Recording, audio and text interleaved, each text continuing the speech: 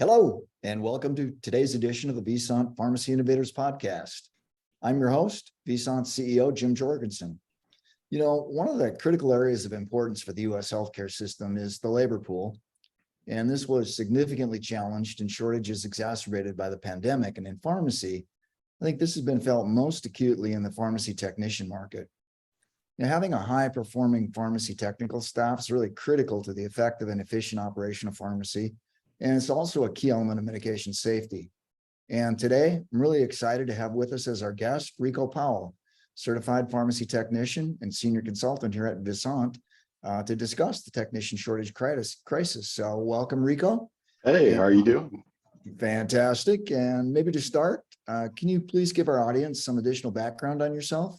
Yeah, I'm from Memphis, Tennessee. I've been a certified pharmacy tech through PCC for 20 years now.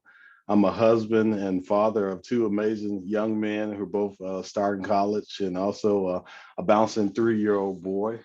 I'm currently working as a senior consultant on automation projects here with Visante, supporting health system on various implementation projects. Great. You know, before we actually jump into the tech shortage issue, I'm a little interested to hear what led you to your current focus on automation and informatics.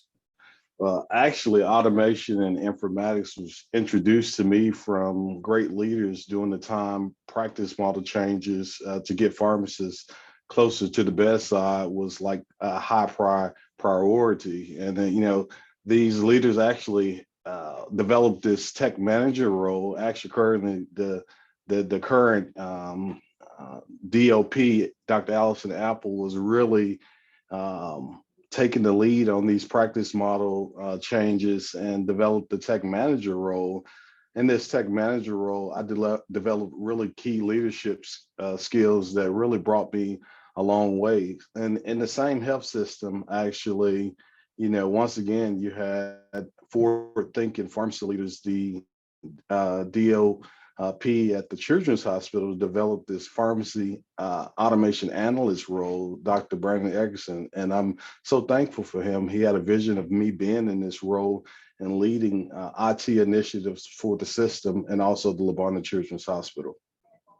Great. Well, we're very thankful you're in that role as well. As a pharmacy tech, someone that works in a variety of hospitals now for Visante, you get the chance to talk with your peers, and what are you seeing firsthand in the field in terms of tech shortages? Yeah, one thing I'm seeing in the hands of, in the tech shortage, I'm seeing all that hard work that pharmacies across the United States put in these practice models changes, to put the pharmacists more to the bedside, being reversed back. I'm seeing these pharmacists now taking on these technician roles during the tech shortage, which the turnover now is massive. There's a lot of stress that's been placed on the pharmacists to now do these dual roles, taking care of the patients when, before the tech crisis, you had technicians filling these roles. One thing that I'm saying is a lot of pharmacy tech agency work being done, which, brings a new variable when it comes to a patient safety risk when you have untrained technicians filling in just to stop the bleeding with this tech shortage that's going on. What do you think the most impactful area is right now in terms of the tech shortage on pharmacy operations? Yeah, I think the most impactful thing is overall the med safety piece of it. My biggest fear is that the shortage is not only, impacting pharmacy operations, but is also introducing a patient safety risk. This is an untold story of how critical the tech role is to patient safety's overall ecosystem. You often hear about in the retail settings of the pharmacist, store manager, or the pharmacist in a retail setting, and in the acute care setting, you hear about the physician, the nurse, the pharmacy, or the respiratory therapist. But the technician is so valuable in this role in the overall makeup of medication safety. I couldn't agree more. And, just maybe a story from my personal background. When I was a chief pharmacy officer, we had two patients on the same chemotherapy agent, one receiving a very dilute uh, dosage, and they were a bone marrow transplant patient. The other receiving almost full strength, and they were a prostate cancer patient.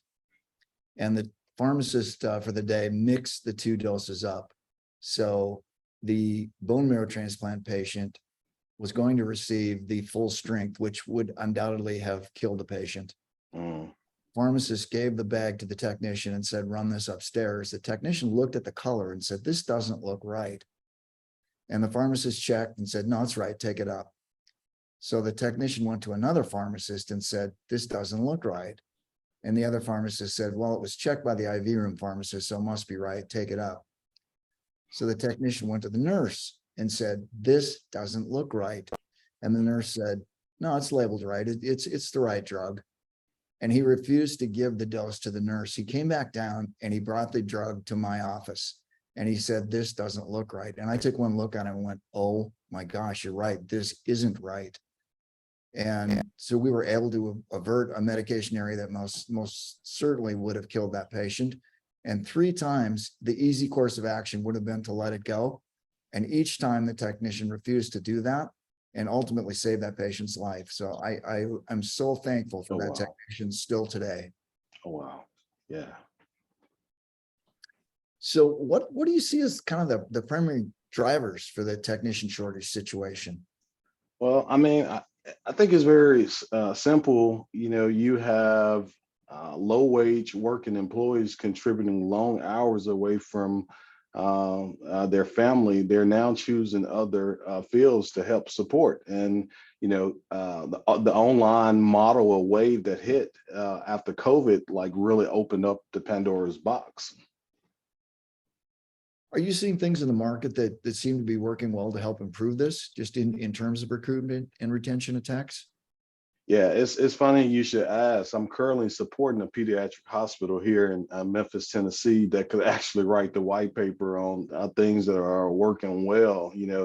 This system has competitive pay scale, very low turnover, engaged, happy pharmacy technicians. There's innovative job descriptions and just an overall great culture and work-life balance. And I think those are all the key ingredients to things working well.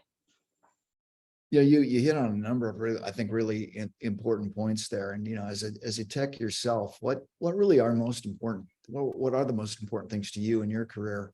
When you think about whether you want to stay in a position or not. Yeah, not only for me, I hear this way too often for pharmacy technicians. I would say, career advancement, and there's a lot of moving parts to that. I'll also say work-life balance, and fair and competitive pay scales being developed.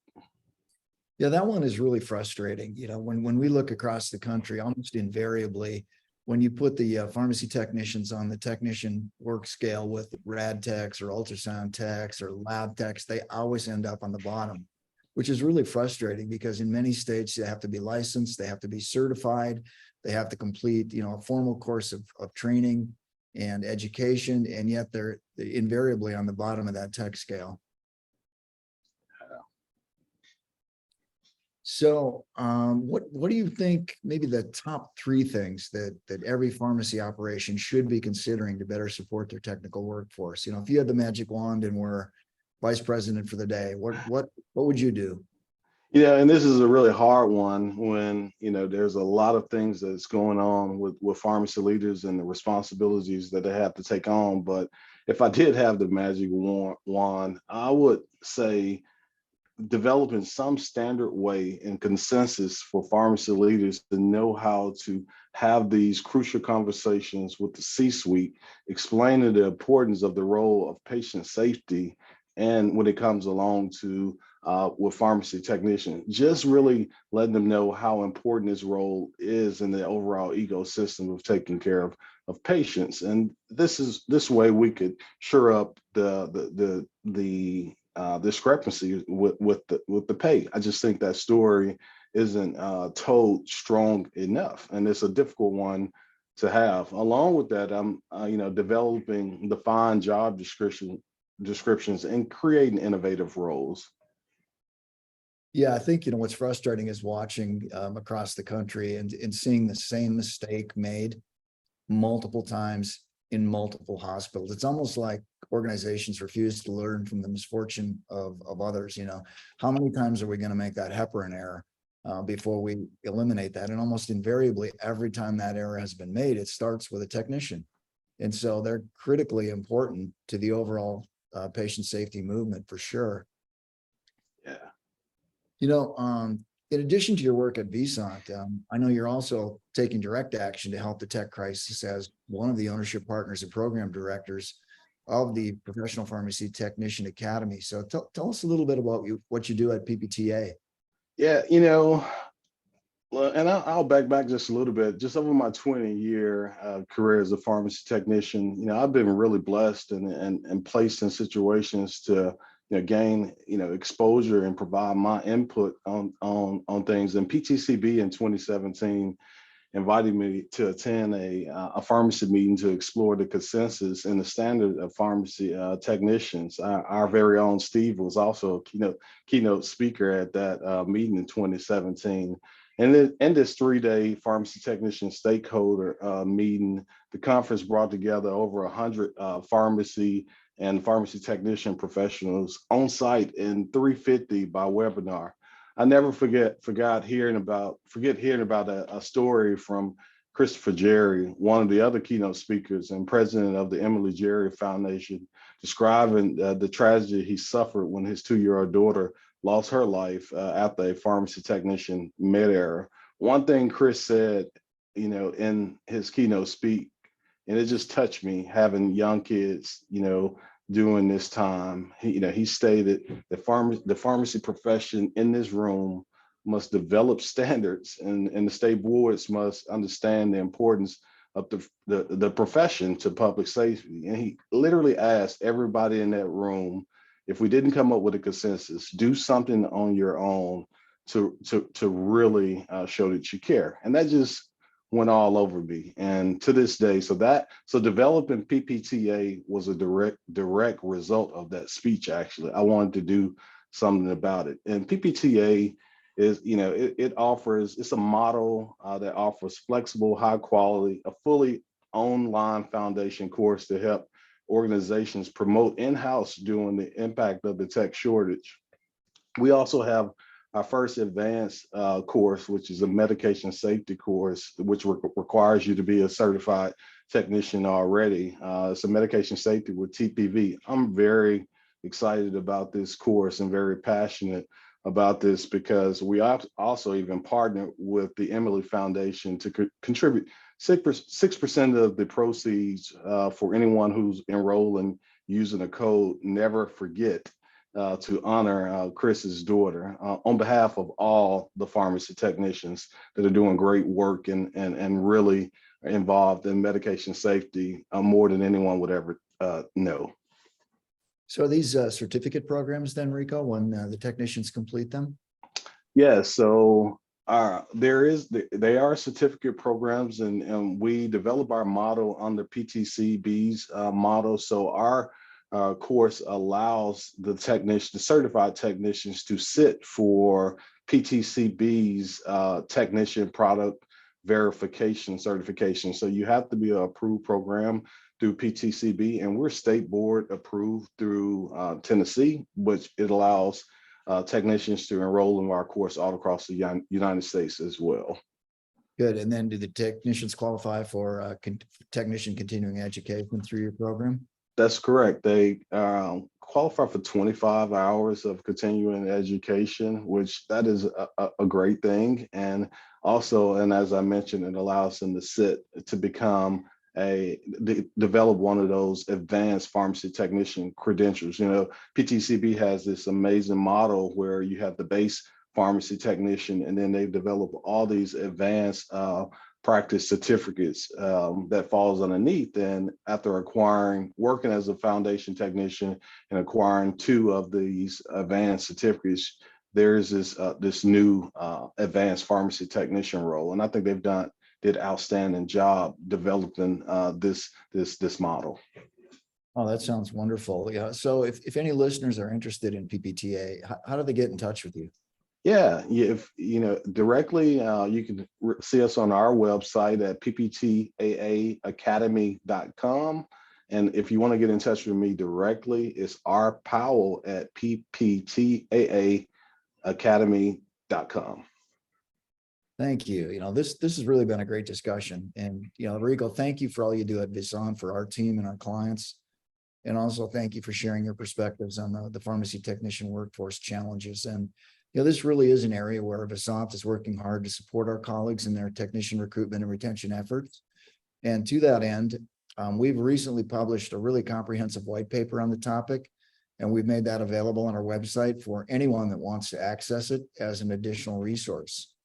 So any parting words of wisdom, Rico? Yeah, I just say, for all the technicians that are out there, just stick in the field, just constantly and continue to be impactful in regards to your role in medication safety. And for the pharmacy leaders, we know that there are very caring and interested leaders there. Once again, not to sound redundant, please tell the story and let's not have a tech crisis anymore. Absolutely. So thanks everybody for listening, and certainly good luck to everyone out there with this crucial issue. Yes. Thank you.